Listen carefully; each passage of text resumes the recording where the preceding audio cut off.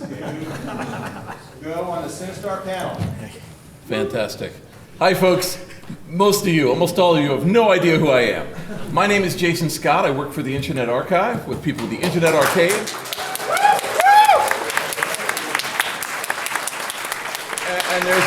And there's a terrible, unfounded rumor that one of us released source code for video games, and that was interesting.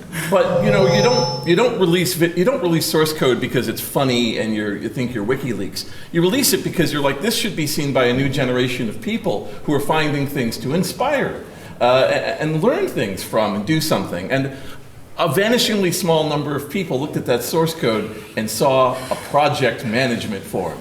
And Cinemax was one of them.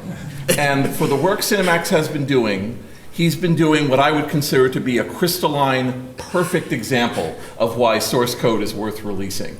Because he has worked with it, he studied it, and then he found the men who made it and began to speak to them. And for any of you who've not dealt with the Sinistar folks, I've dealt with a few of them over the years, it's like from the movie Up, I just met you and I love you. So please, give it up for Cinemax and the team.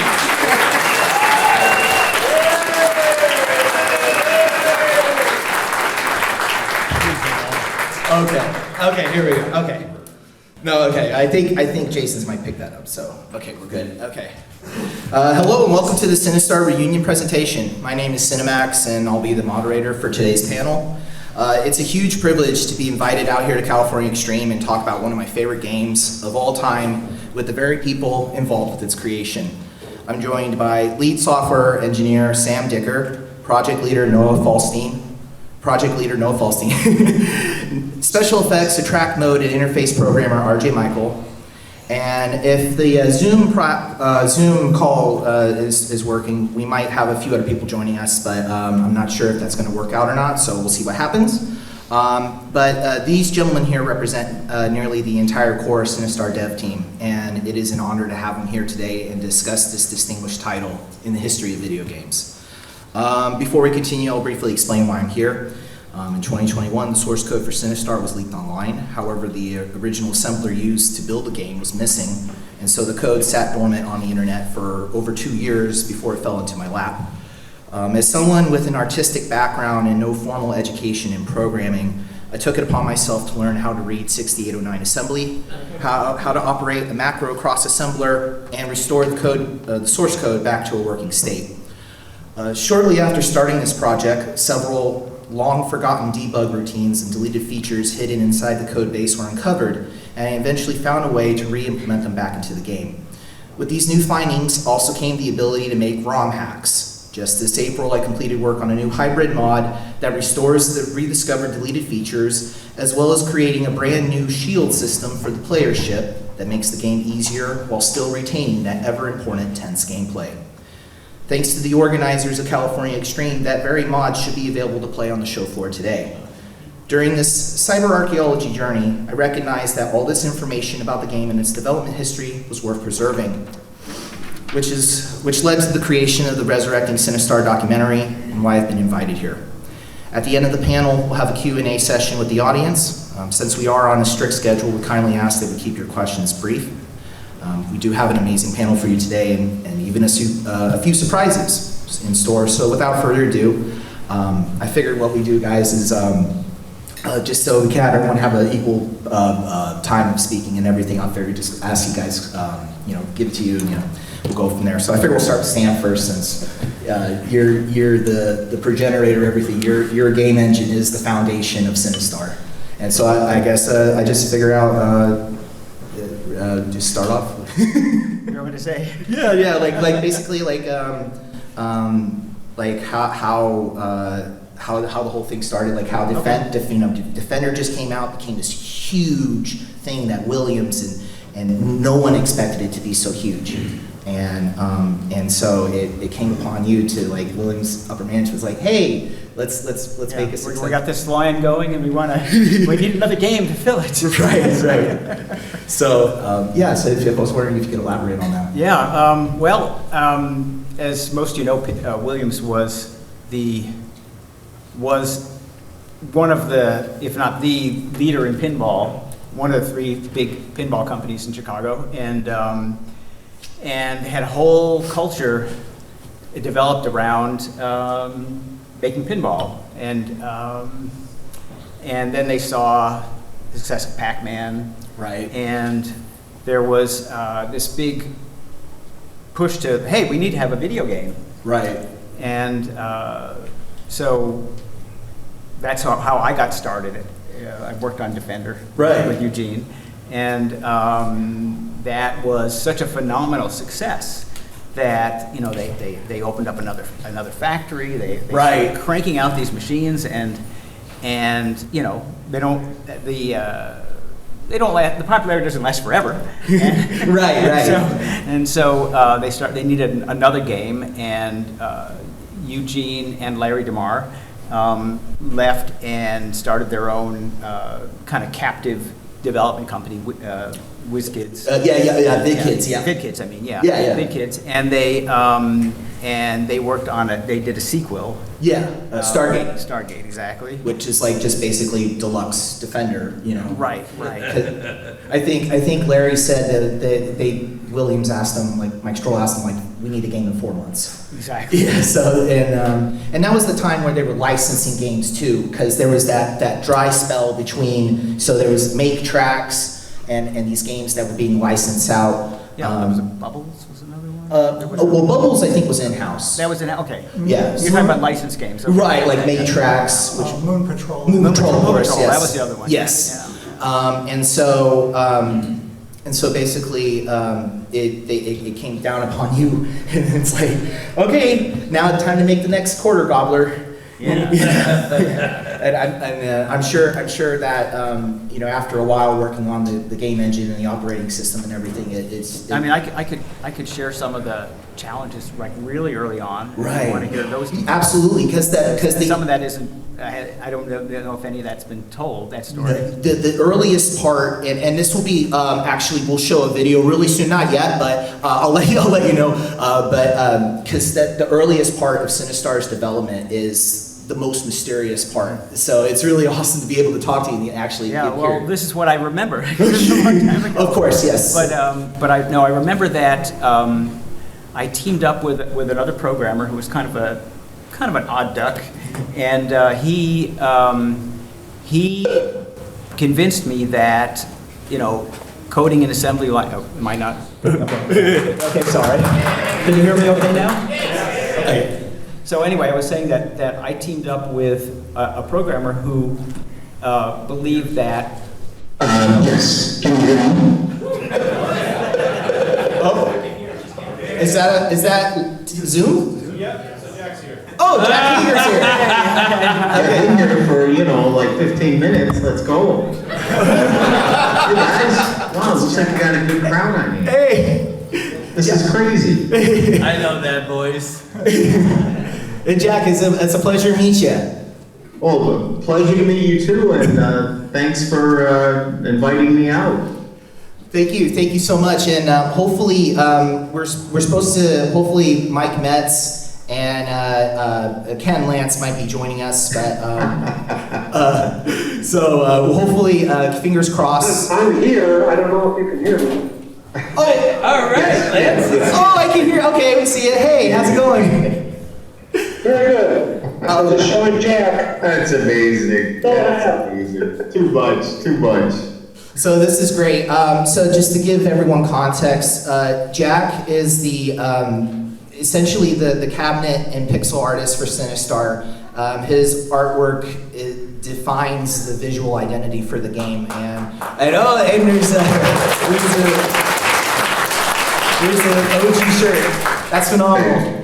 And Ken Lance was the software department manager, so he was the boss for all 3 guys, and he's also a really important part of behind the success of Joust. A lot of the special effects and a lot of the miscellaneous routines are of Ken's work, and a lot of that stuff carried over into just that mentality and everything carried over into Star. And the 49-way joystick. And of course, yes, I was going to get to that. The most importantly, one of the most important parts of the game, the 49-way joystick, which is, I think a really ingenious design of providing that analog For the vibe. time. I'm sorry, what? I said for the time, it was breakthrough.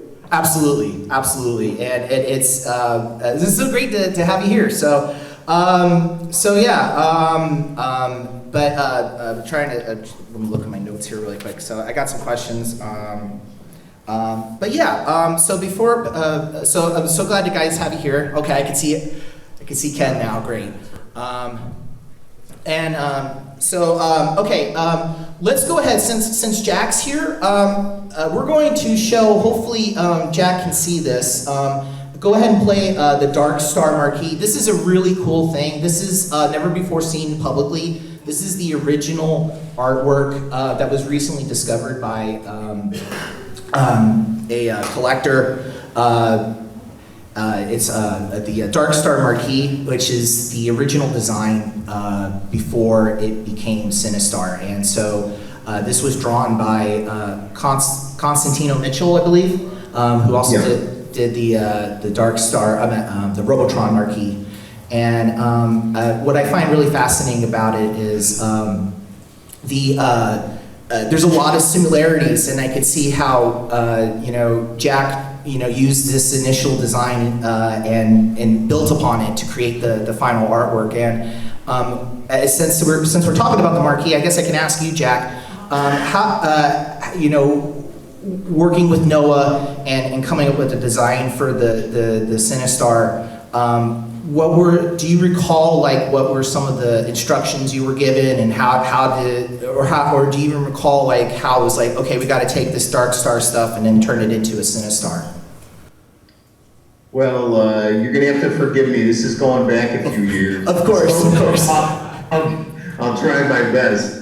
I can't say for sure if we started off with any sort of pixel limitations, where they said, that these characters can only be 32 pixels by 32, and this one, the boss, it can be 64 by 64. I can't say for sure if I was given instructions that way. We definitely were, working on graph paper at the time, and I would still draw freehand and come up with characters and inspirations that way. But then eventually I would confine them to a graph paper environment using colored pencils or markers sometimes, and building them that way as much as I could. And then the process of designing graphics for arcade games back then, which anybody from Atari I'm sure had a similar experience, where we were actually working on an arcade machine, and you bang the joystick to move a pixel left, and then you hit the draw button, and then you bang it the other way and bang it up, and to actually build the character pixel by pixel. And you're referring to the Picasso in-house. Yes. Yeah, the Williams. Yeah. So there's basically there's a photo of Python Angelo operating the Picasso drawing the Joust rider on there. So it was that type of environment. There's a little bit of a misnomer where I did do a Sinistar painting, which has become kind of the celebrity of its own. That I actually produced towards the end of the project. I had already created all the video graphics, and a lot of that was on paper. Unfortunately, a lot of that has been handed off as a souvenir to this person or that person over the years. But the painting still is with me. But that I did for potential marketing purposes. You never know that if they wanted a more continuous tone painting, that was available for marketing. So the great thing about the Picasso system and how we were able to build stuff is Sinistar became who he was, and the metallic look and everything, strictly because of the limitations of the system, and allowing me to select every pixel to create it. Now wait, my eyes aren't so good. I'm looking at Zoom here, and there's a guy all the way. I'm going to say, well, I'm stage right. Who looks really familiar to me, if I'm not mistaken. Recording in progress. Is that RJ? Yeah, it is. RJ. Yeah. Well, we didn't introduce ourselves. We should. Is this the first time that We probably should introduce ourselves. Yeah. I'm sorry, yeah, so. Oh my God, guys! I feel so bad because I was kind of just looking and I thought, well, there's some guys on a stage. Again, I'm an older gentleman now, but my God, you guys look awesome. And Noah, right? Awesome. Hey, Noah. So yes, we got Noah, we got Sam, Noah, and RJ here. So you guys. And then Sam, Jesus. Oh. What are you doing talking to me? What are you doing talking to me? You got those guys right there. Well, I figured we'd go ahead and continue because we accidentally interrupted you, Sam. Great, talking. But yeah, there's like this problem. This is the hugest problem with Sinistar. It is such an innovative game. There is so much stuff going on with this game in terms of sound, the 49-way joystick, Jack's artwork, these guys' amazing programming skills. There is so much going on.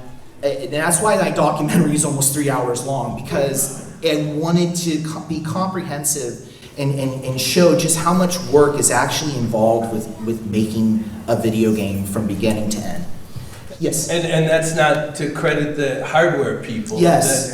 The Sinistar was a miracle in terms of the DMA that was in that machine. Being able to move that much data around was a remarkable thing. We'd never seen that before in a video. Still, very good. Oh, I think we're back on. Okay. There was a little glitch there. Okay. The good old Zoom call, you know.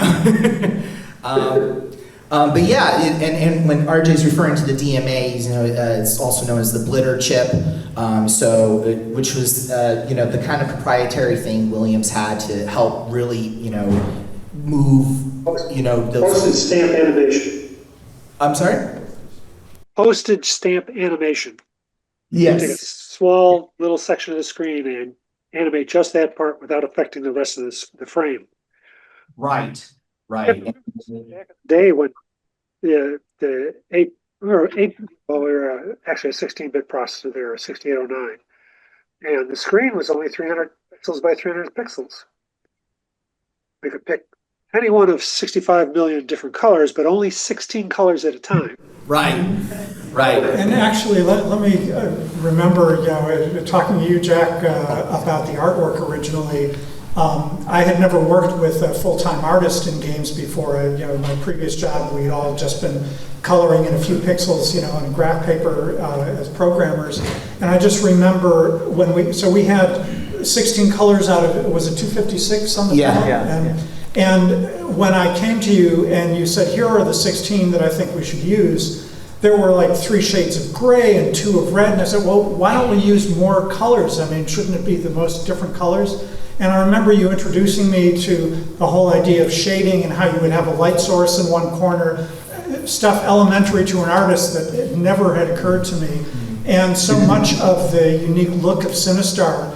Also, Jack would come into the office often in this red kimono and was really into Japanese styles, and the samurai masks were another big inspiration because John Newcomer's original concept drawing for the Sinistar was this very kind of cadaverous looking skull that I remember Sam had animated and running around, and that was kind of the earliest prototypes. But Jack took it to a whole nother level of giving it a personality and just something that the realism of having those light sources that applied not just to the Sinistar but to our ship and all of the other enemies out there.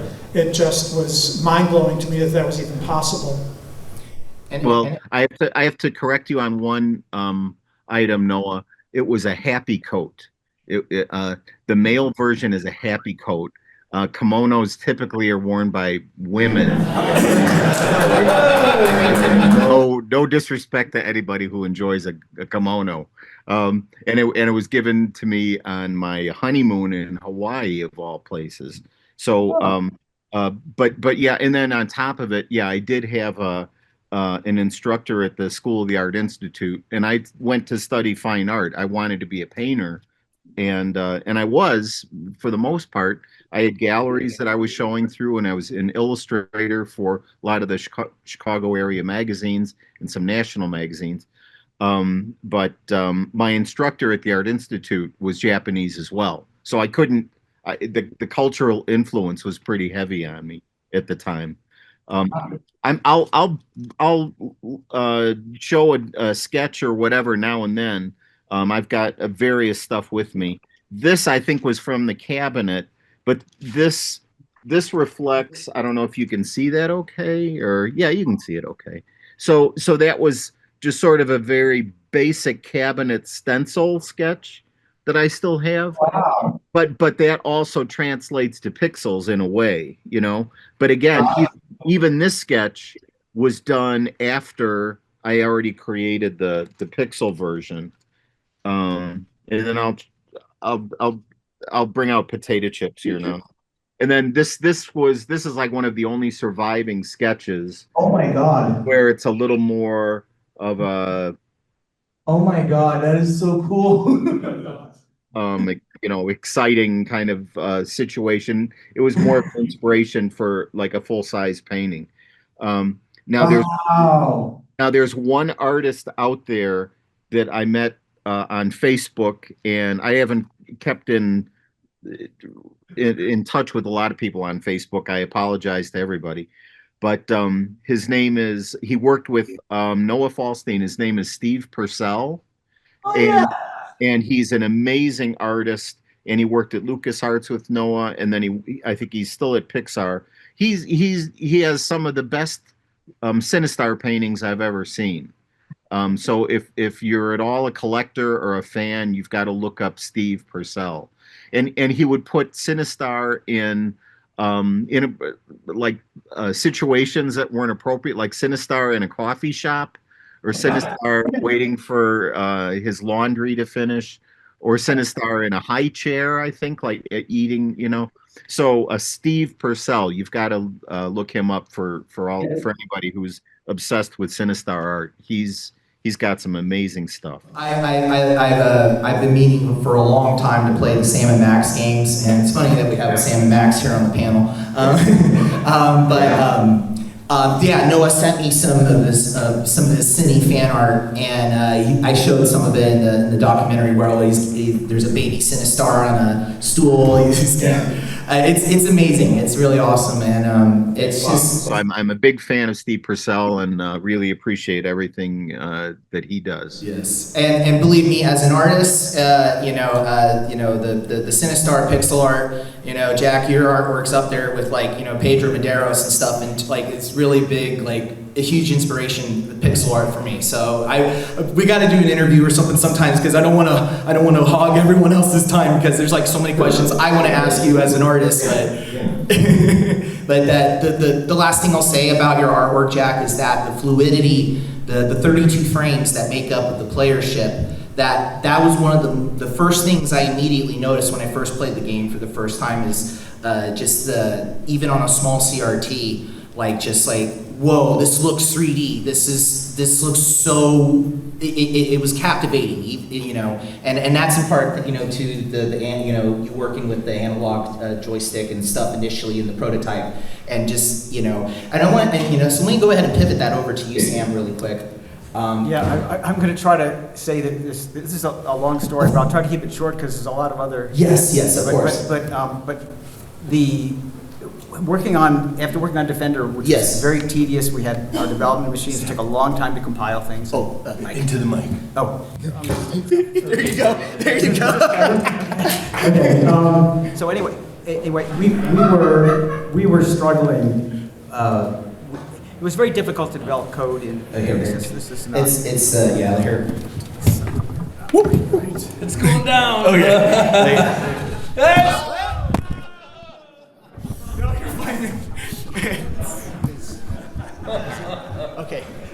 Here, Jason's coming. Okay. All right. Okay, this is better. Yeah. Don't anthropomorphize it, it's just a machine.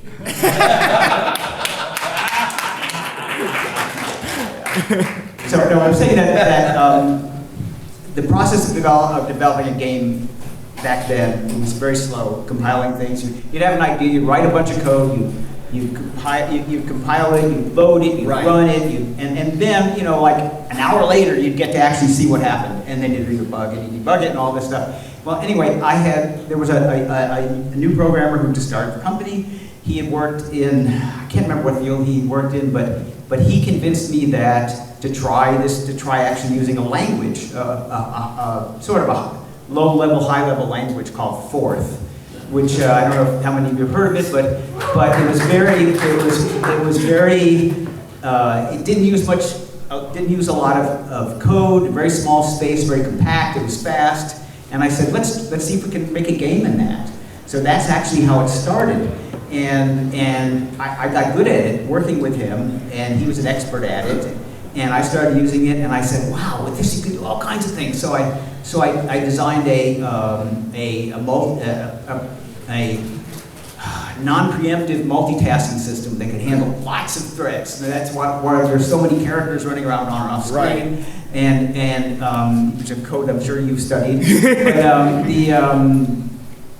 and then I did all this stuff, and basically I got, and I said, okay, we've got this great blitter, this thing that could copy memory out of the screen fast. You don't have to use weird stack instructions to try to draw little tiny things. You could do big objects. Right. So the first thing I did was I made, let's put some big rocks there, make something that's like asteroids. And it's like, and it's have these rocks moving around, and then I made a physics engine with collisions and detection, and it wasn't real physics, but it was kind of cool. Right. And I had this thing going, and the joystick came out, and we had the spaceship flying around, and it was really fast in development.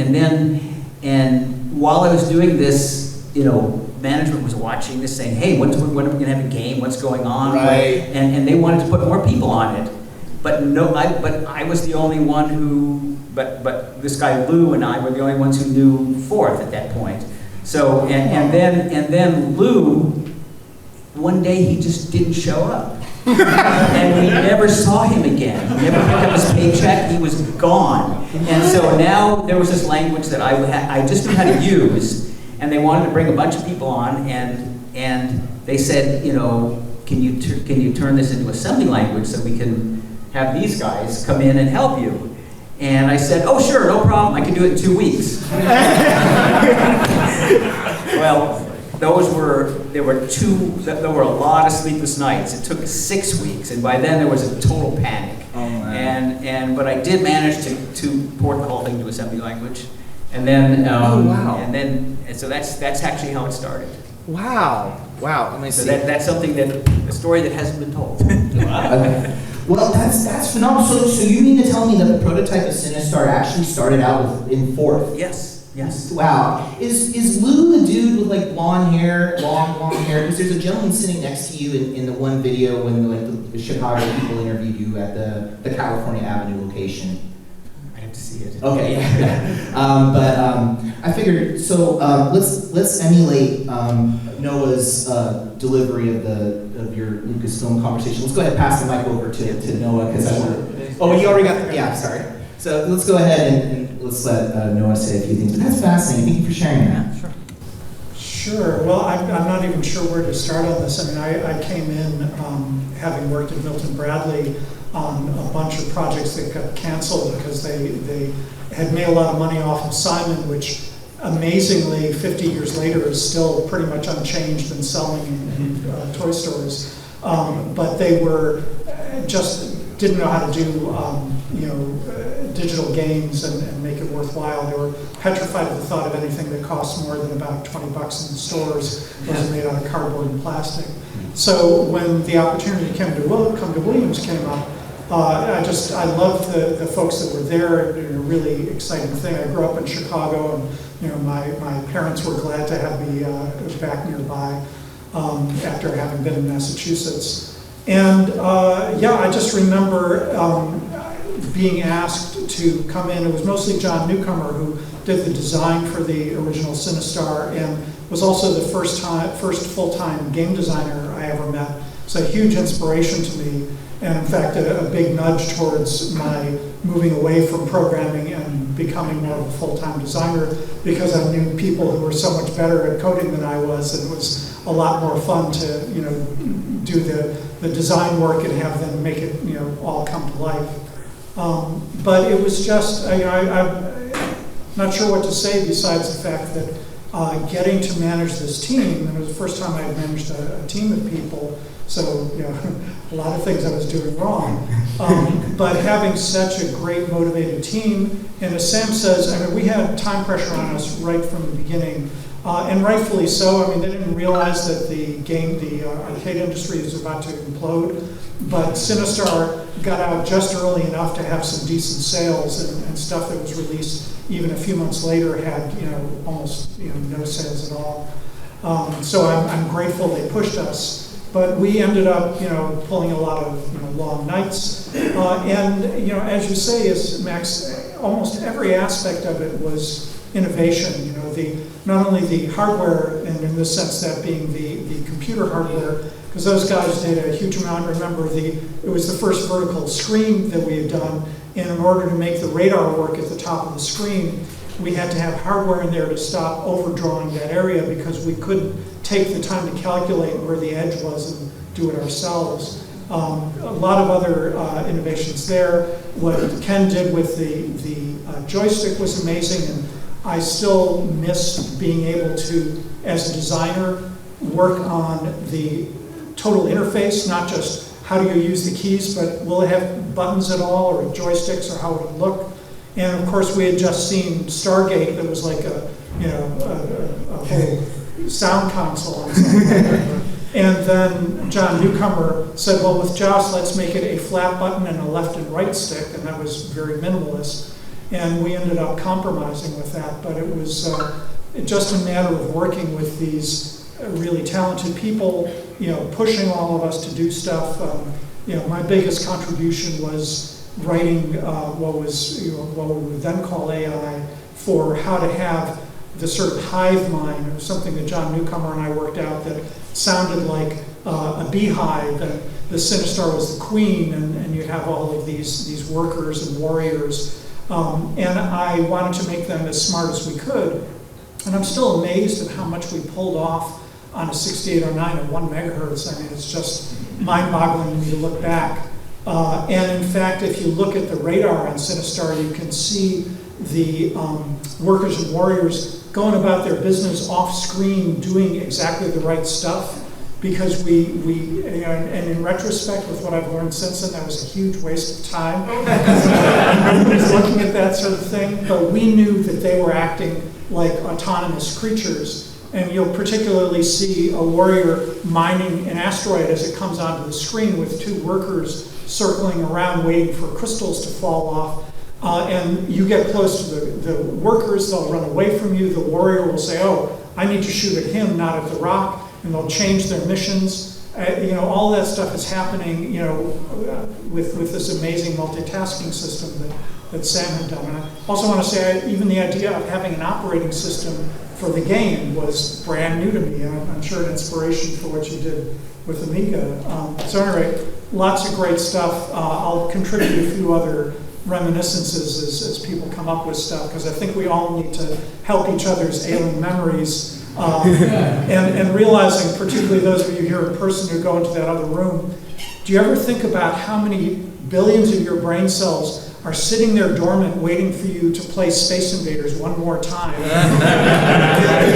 I put the high score on one of the jousts out there, and my hands knew exactly what to do. It's exciting, it's scary, and it's really depressing, because I can use those extra brain cells on other stuff.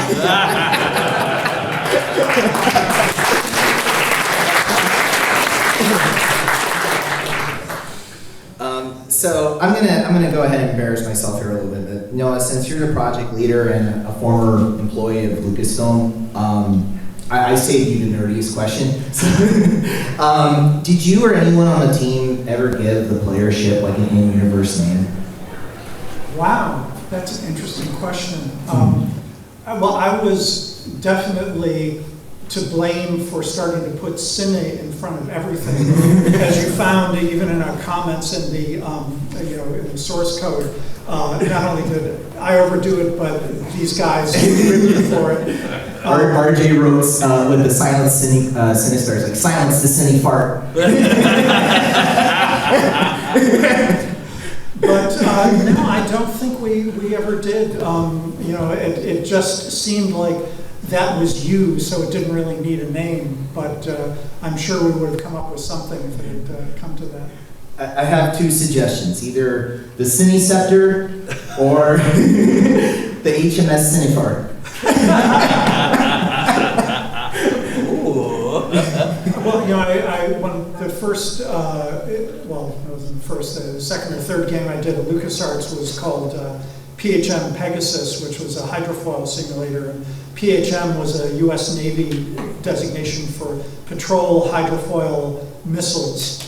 But so many times after that came out, people kept calling it HMS, instead of PHM, because they were just used to hearing that in front of a ship. So, given that His or Her Majesty had nothing to do with the ship, I'm not sure that was.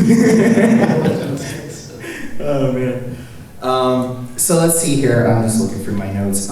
Sam, I know it's again a really long time ago, but one of the most fascinating things. And then after this, we'll pass it on to RJ. But the last thing I wanted to ask you was one of the most amazing findings in the source code is this unused file called tail, this tail routine. And being able, when I wanted to ask you, do you recall making that? No recollection. Okay. I love to do visual effects. Yeah. And so that was actually one thing that I didn't get to do a whole lot of because I was so busy writing the rest of the code, right, and all that. So, but yeah, I must have done that at some point. it's so cool because you could go ahead and play the thruster effect video. Unfortunately, we won't be able to see it, but the audience will. But what's really cool is I was looking at Sam's code and I figured out that there's a spherical shape to the thruster itself. It's doing all this stuff in RAM where it's creating all these random colors in the palette to make this flame effect. But what's actually going on is the Cinebomb sprite is placed behind the player ship, and that's being used as sort of like a mask for the blitter and then it's drawing all this mangled stuff.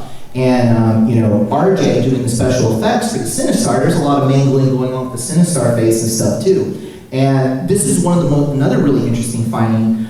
There's 3 special effects colors in Sinistar. One for the glowing red eyes, one for the player explosion effect for the particle effects, and then there's a third color, color number 8.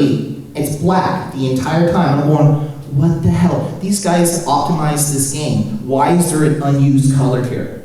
And then I realized it's actually like the black pixels that are part of the Sinistar's face during the Cinekill.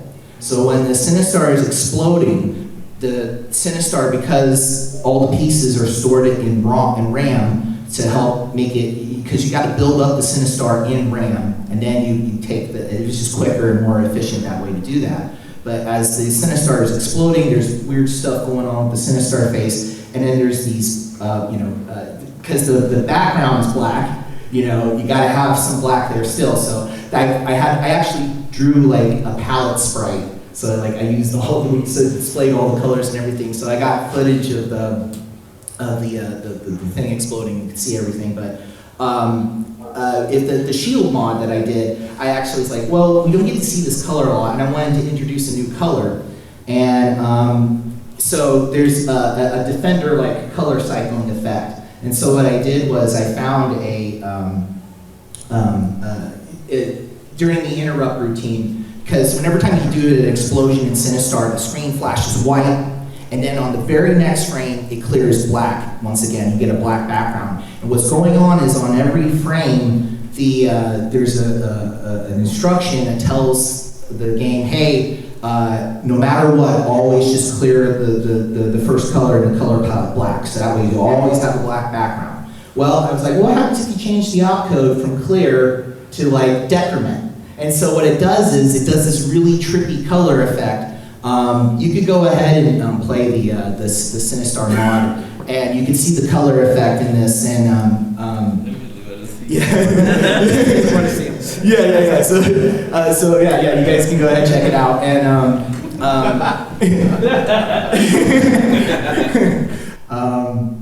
I can't see it either. Okay, and that's Sam's tail effect. So you can see the Cinebomb. I went ahead and disabled the routines there, and there's the Dark Star marquee. And there was the other video playing. There should be one more video. Okay, and then yes. So this is basically this is the early prototype footage, and then this is the second day I tried messing around and creating my own graphic to represent a shield icon. And I was actually inspired by Jack's artwork because he does this cross motif. And there's the decrementing. So instead of clearing the color black for every frame, it's actually cycling through the entire color palette. So you're seeing every possible color that can be generated.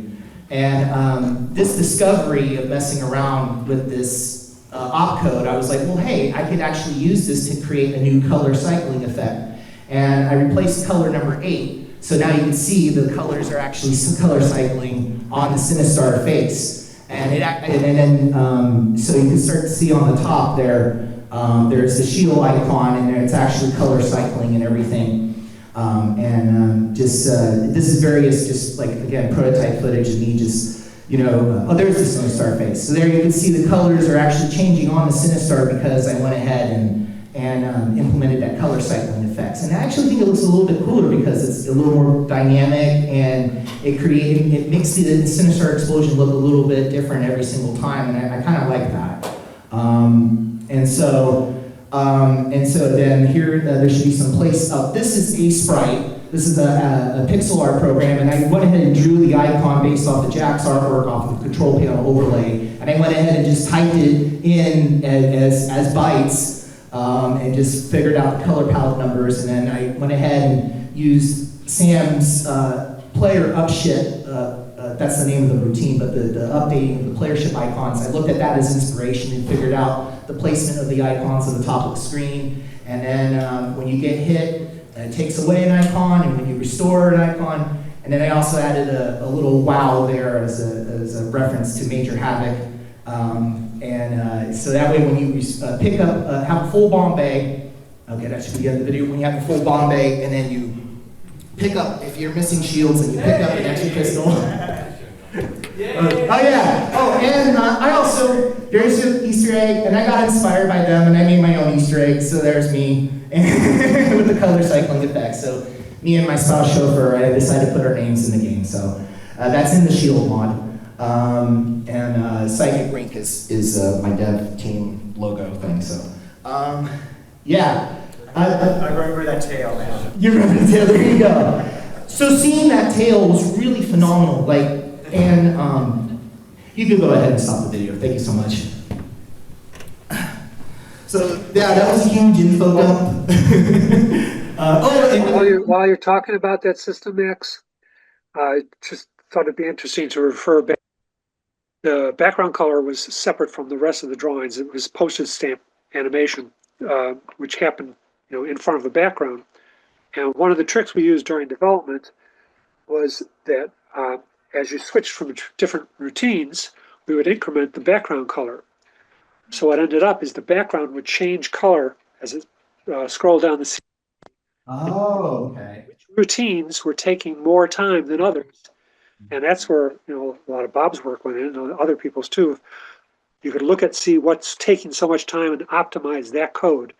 And it was a wonderful development system in that regard, that you could visually see right there what was going on while you're watching the actual game. Yeah, no, I mean, it's incredible what you guys did. Like, looking at the source code and understanding the time crunch, and even when I'm looking at my own code for the shield mod, I was looking at it recently and I'm like, it's been a few months since I've looked at it and I completely forgot everything, like, how the hell did I come up with this, so You probably know more about that code than the rest of us remember.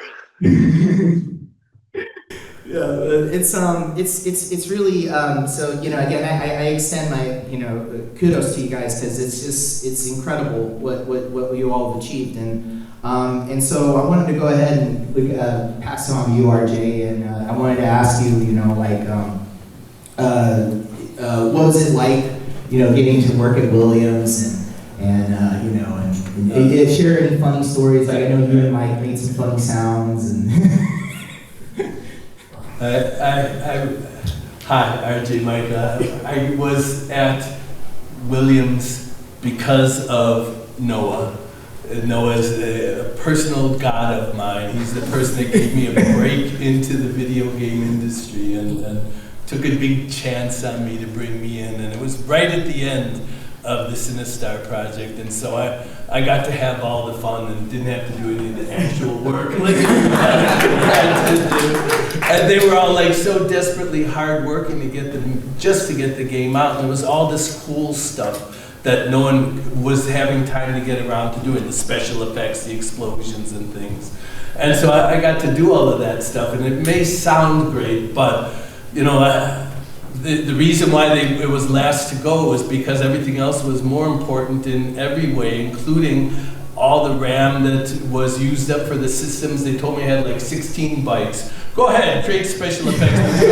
About 16 bytes to work on it. When the CPU was 1 megahertz, but I got 16 cycles per second to do special effects, and you can see that when you're playing the game. I can describe one of the telltale signs. You might have seen it but not recognized it. When you blow something up, the special effect takes the particles and throws them across the screen.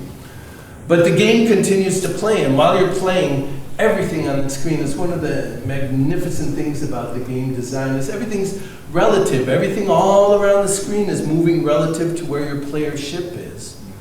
Except for those explosions. If you go look at the game again, those explosions don't move relative to everything else. They just like they're just being splattered across the display because that's all that's happening. They couldn't give me the CPU cycles to do the relativity work as such. But it was it was that kind of wonderful effort. The thing that I was marveling at as we were talking here, Sam threw in without much fanfare that it was a multitasking operating system that Sinistar had at its core. This was the first one ever in this kind of environment in a video game. And as we said, we went out and were inspired to use this way of thinking with later projects that we did, but this was the first. And also, like Sam said, there's a company in Chicago and they're great, they're doing, pinball games.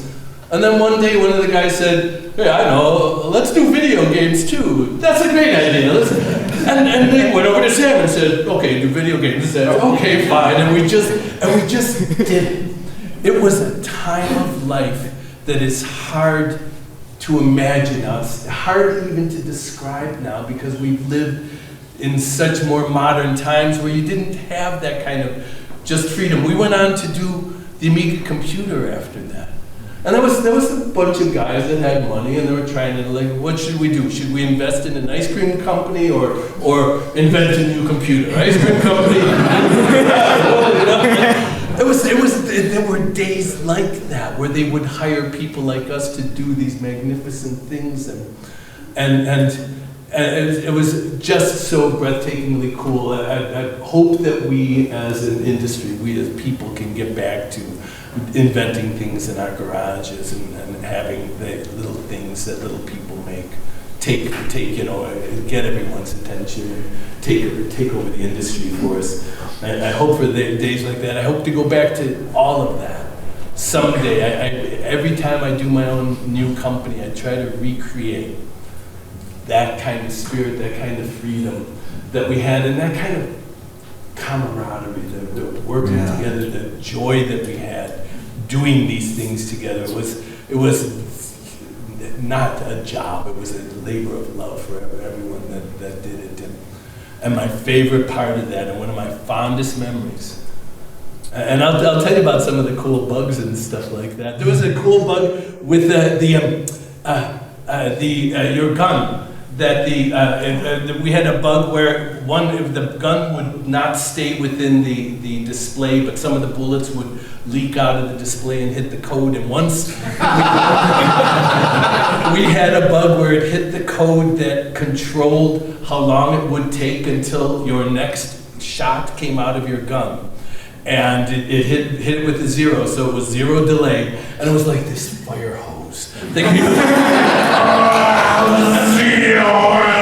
the bug where the shots turned into workers that would then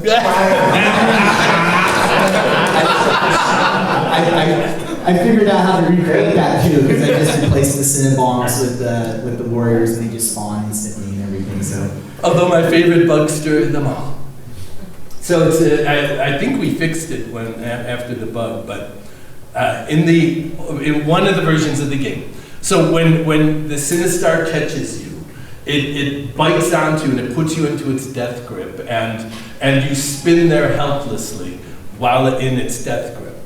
But while we put you into your dying mode, we didn't decrement the life counter until the end of the death mode sequence. And what kids found is that in that small interlude, while you're in that death grip, if what they do is if they attract a bunch of warriors onto the screen and then fall into the Sinistar on purpose, while you're in that death grip, all the warriors are shooting at you.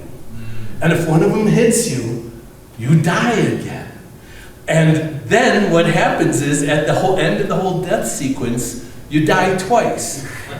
And the kids found that if you're on your last life and you die, it reduces it to a 0, and you die again and it reduces it to an FF, which is 255 lives.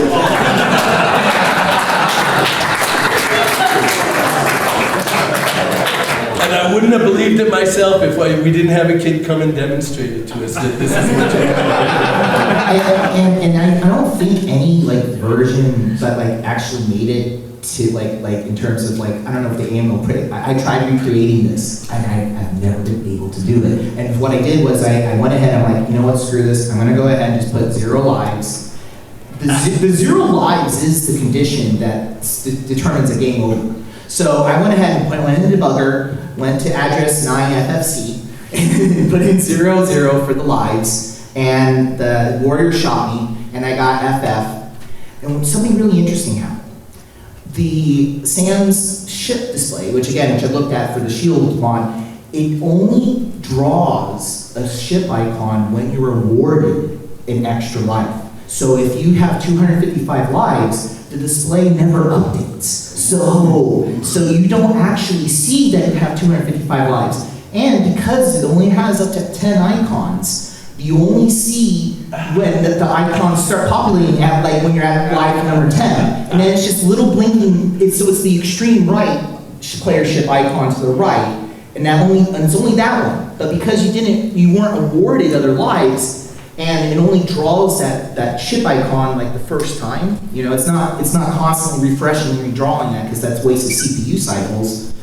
It's all glitchy and stuff. So it's just the only time I've ever been able to see it is something like that is the AMOA build where there was I think even Rich Witt pointed out hey Sam, there's we got to change the default settings here to fix this bug. But if you go into the operator settings and you switch it to 0 points for your first ship and 0 points for every other ship after that, the moment you score a point, the game soft locks, and then it draws all those icons, but it's still stuck drawing. It's okay, it's got all these lives and stuff. So I've never been able to recreate that. So and I've had people come up to me and say oh yeah, that happened to me. You must have the elusive perfect version of Sinistar that I don't know. So this is something really, I think this highlights why, cyber archaeology is important, and why, again, just to reiterate what Jason Scott said earlier, is just why it's important for, especially for the game industry, to really do preservation. This is our history.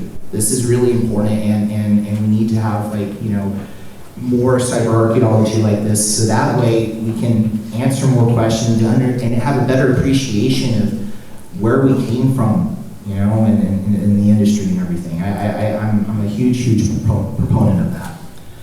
And I wanted to go ahead and show this. RJ, you're the very first person I spoke to when I was 15.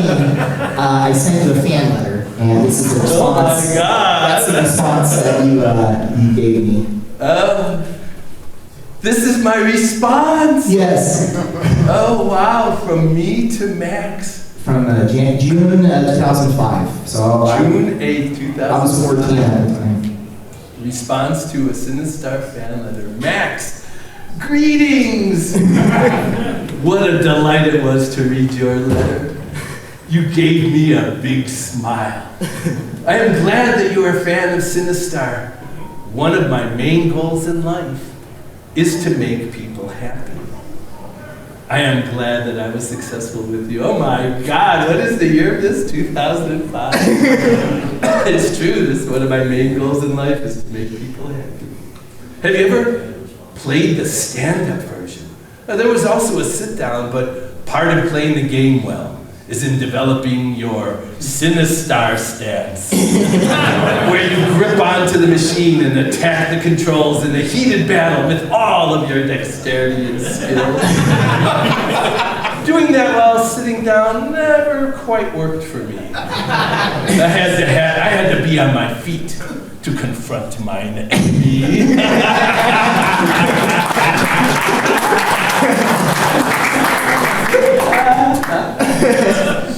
We had so much fun creating Sinistar at that company. Williams Electronics, man, what a cast of characters. I met many brilliant engineers and designers there. I still am friends with many of them. Let me know if you want additional contact information to the other Sinistar guys. Yes, I'd be happy to answer questions from you. Enjoy, RJ. That's me, all right? All right, wait, before you go away from me. Yes. So, and to finish the point I was making before, about the magic of that time of life where we felt like we could do anything and we could just really be ourselves and let who you were shine through. One of my most delightful memories of that whole time was that Noah was a fearless leader of the Sinistar team. And one of his great motivating tools is that Noah made the most amazing cookies. and when you done good, you get a cookie coupon from Noah. He'd give these cookie coupons. And it was a delightful thing. It was a charming thing. You can kind of chuckle at it like a naive, young thing. And it was all of that, but it was real. It really meant something to all of us. And you worked hard because you wanted that cookie coupon. It's a wonderful time of life. And let me say, RJ is giving me all this wonderful credit, and what has he done for me? Well, he got me into 3DO and Google and introduced me to my wife. So. I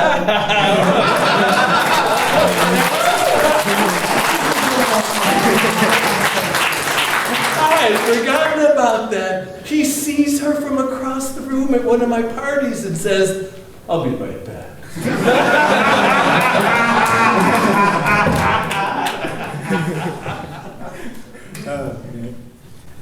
I just think it's so cool. I feel like you guys were I feel like Sinistar is one of the archetypes of a AAA title in terms of you guys had a game that was going to follow up with an already really successful game, and so you guys were given a pretty decent budget, and there was a lot of expectations, yet it was still a small team, and I really think the camaraderie and everything, you know, I'm working on a couple of indie game projects right now, and you know, sometimes, you know, it's great. You know, in other projects it's like, okay, this is a little weird, but the point I'm trying to get across is that I really feel like that, and Nintendo mentioned something about this recently, but I think we need to get back to like smaller dev teams in terms, because I feel like this just feels better.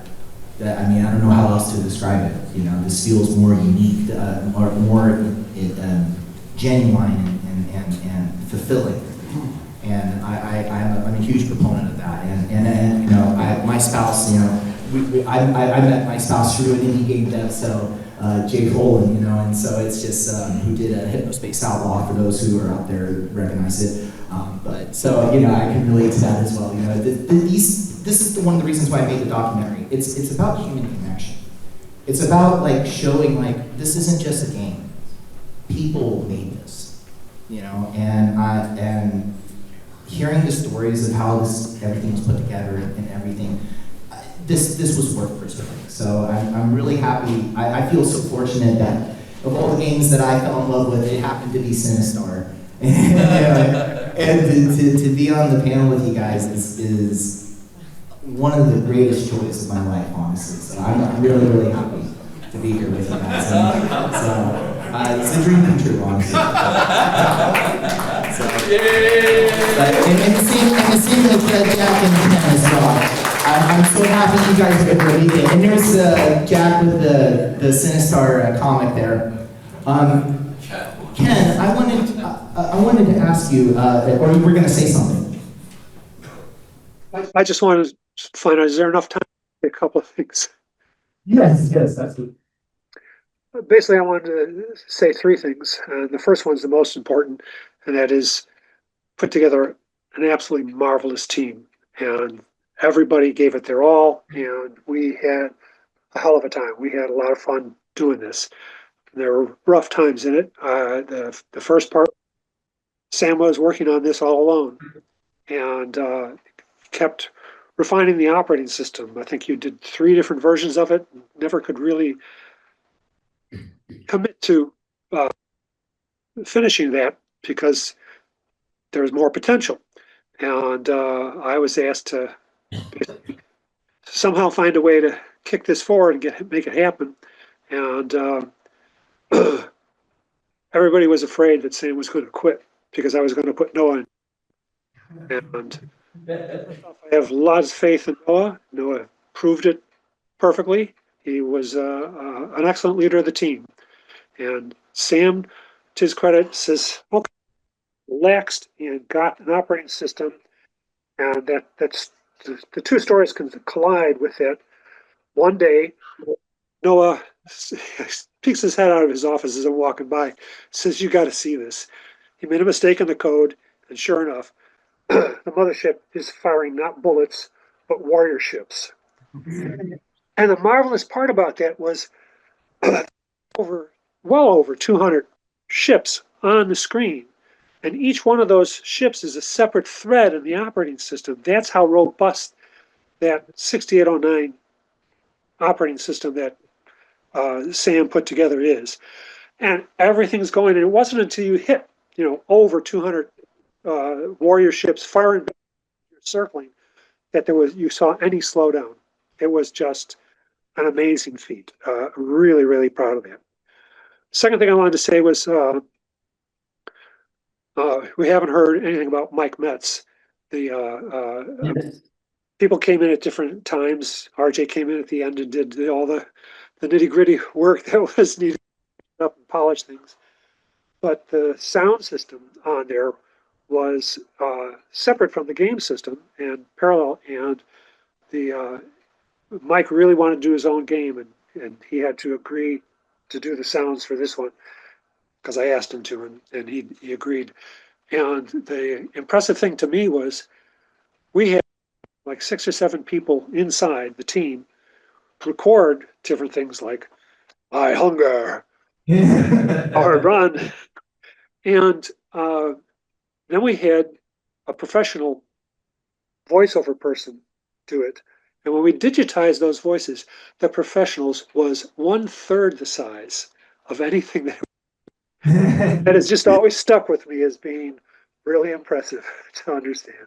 And from speaking with Mike Metz, who did all the sound and digitizing and everything, it's incredible. Like, he spent weeks in his office, digitizing the reel, the tape, and trying to fit like 9 words. Because when you hear the Sinistar speak, what's actually going on is that it's all separate words.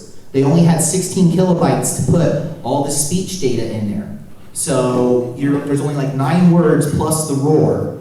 And then when the computer plays back, John Kokolaric wrote a speech processing routine that selects the words, and it's like a script. So whenever a phrase is played, instead of recording the phrase run, run, run, you just record run once, and then the computer repeats the audio clip.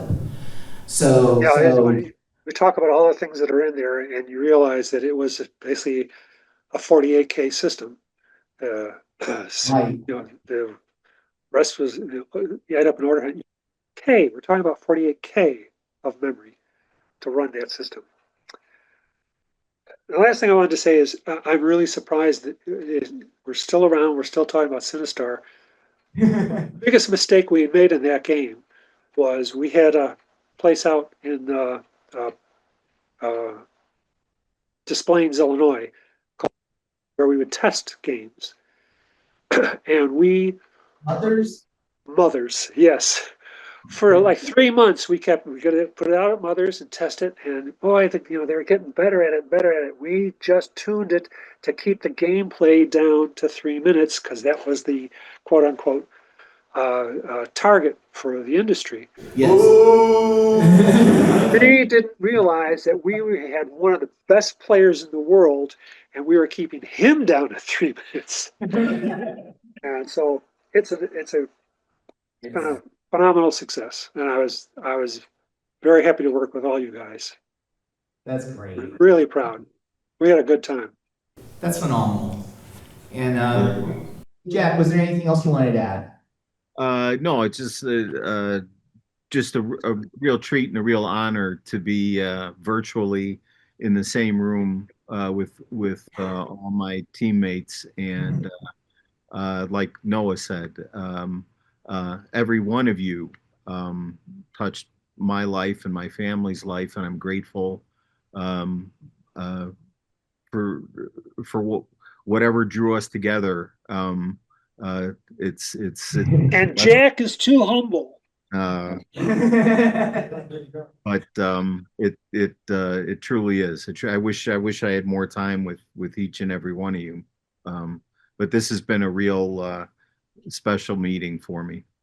I'm so happy to hear that, man. Thank you. Do some Q&A? Oh yeah, Q&A. Yes. Q&A. Yeah, we're running out of time, but let's go ahead and do some Q&A. Before we do that, I just want to say I want to extend a thank you to my spouse chauffeur for supporting me for this whole project, and to California Extreme for Dale and Ken and John and Tom and Scott. Thank you so much for inviting me out here. Really appreciate that. And with that, we'll go ahead and open the floor for questions. And do we have a pass around microphone? Or yeah. We actually do if you want to do that. Oh, you want to do? We can. Okay. So you tell me where to go. Okay. We'll go to the gentleman over there. That one for the guy. It's not gonna work. We're gonna pass it around. We'll start here. All right.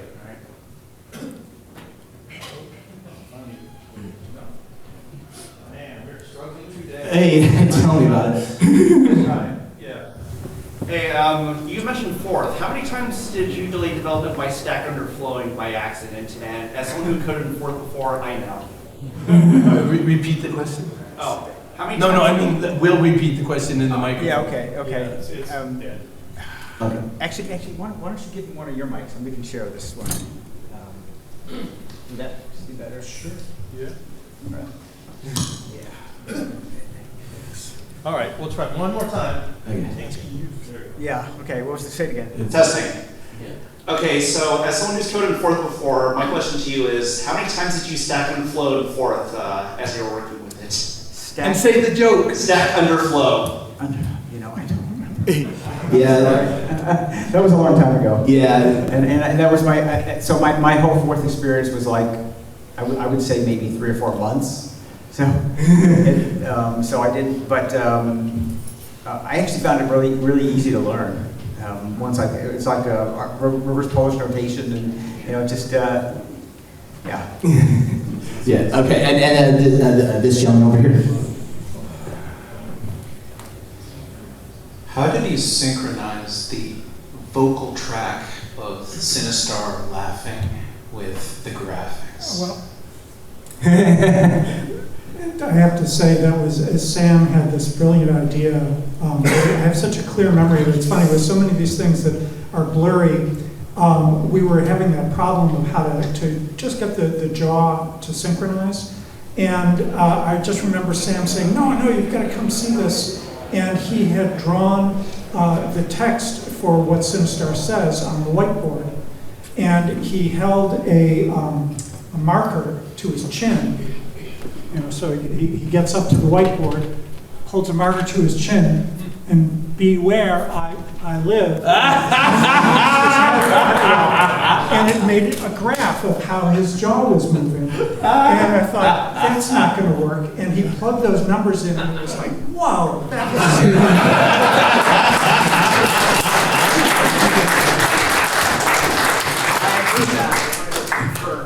We're going to go to Mike here. Wow. I've not heard that before. That's just brilliant. That's what I'm talking about. Those were what kind of days they were. You put a marker on your chin with a whiteboard. I remember you were talking about thinking about using video cameras or something and trying to figure out the solution to this. And did you want to add anything about that? No. Okay. Okay. Yes. Next question. Quick question. Who came up with the idea for the sit-down cabinet, and who was the primary person who designed that?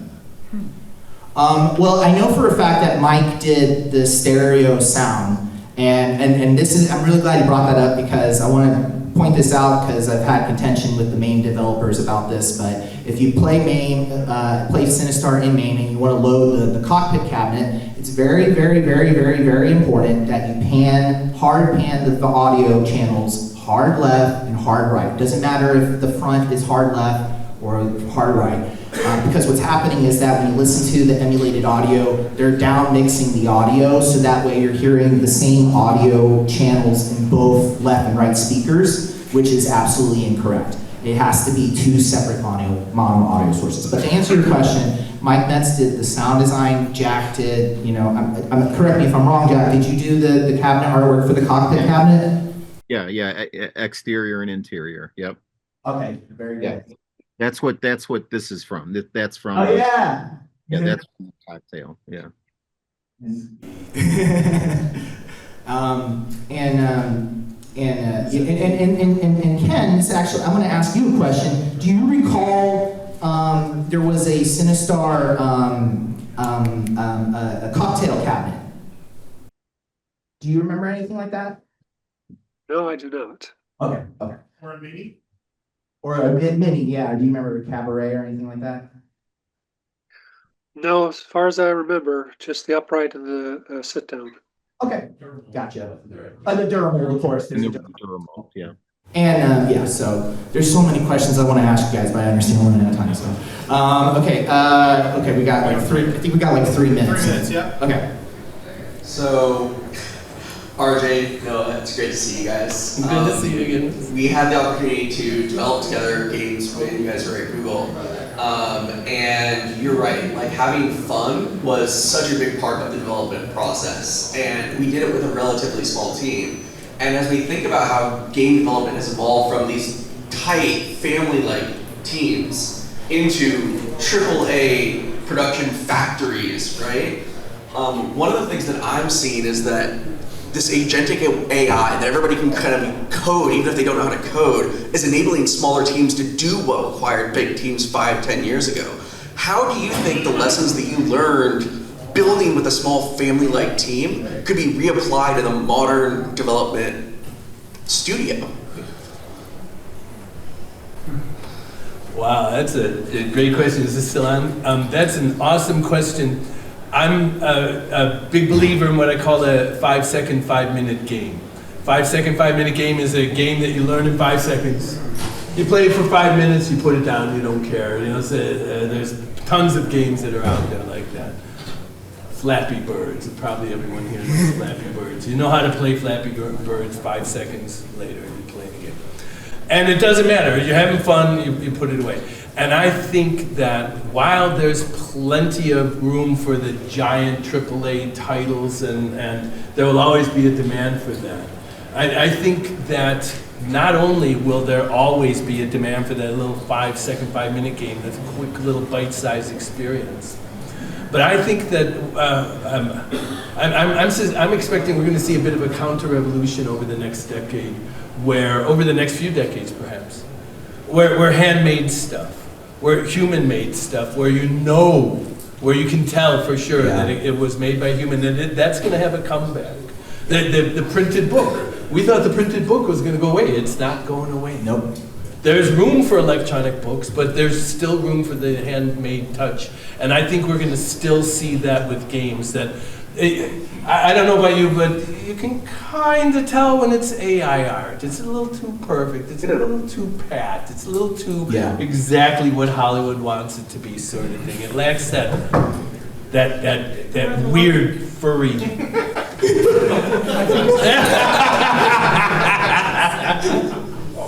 and so I think it's not a dying breed. I think we're going to continue to see the small 4 people working together in a garage-like thing.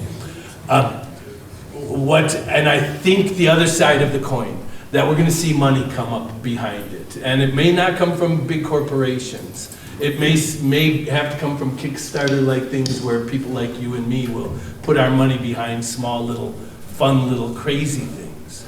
But I don't think they're dead. I think they're still going to be a significant part in our lives. And I do believe that we're going to see that. Oh, it's homemade. I'm going to play with this. Oh, this one's a little lumpy. Oh, the puzzle's handmade, and so it doesn't fit quite perfectly.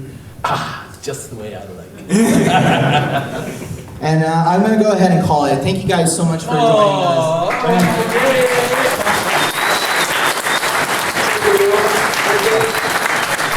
For the people who just came in, these guys made Sinistar. So the Sinistar guys, and Max is amazing, isn't he? Thank you, Max. Yeah, thank you, Max. Sam's last comments about retro gaming. Hey everyone. Before we end the video, I have one quick update I wanted to follow up on. After the panel, I spoke with Sam and a couple of people in the audience about this mysterious person who assisted on the Sinistar prototype. We have reason to believe that he was secretly recruited by Atari, which explains why Lou abruptly stopped working at Williams. After doing some more research, I discovered that Lou's full name is Louis Harp, and in an amazing coincidence, it turns out he's the same person who created the unreleased Atari 2600 port of Sinistar. I showed the news report footage I previously mentioned to Sam, and he believes that is indeed Lou sitting next to the Sinistar prototype. Sadly, Lou is no longer with us. He passed away in 2009 at the age of 57. His obituary confirms his involvement with the game industry, and that he also worked for Sequential Circuits, where he helped develop the Prophet 2000 released in 1985, considered to be one of the earliest multi-timbral samplers. Even though his port of Sinistar was never released by Atari, his work continues to live on in multiple preserved versions of the ROM that exists online. I want to thank once again Sam, Noah, RJ, Jack, and Ken for being a part of this reunion, as well as the California Extreme organizers for making this happen. A special shout out goes to Scott Evans for sending over his camera footage, and to Jason Scott for helping preserve this special event. It's my intention to make more videos about coin-op history and cyber archaeology after this, so be sure to continue following for the channel for more updates. Thanks for watching. Bye for now.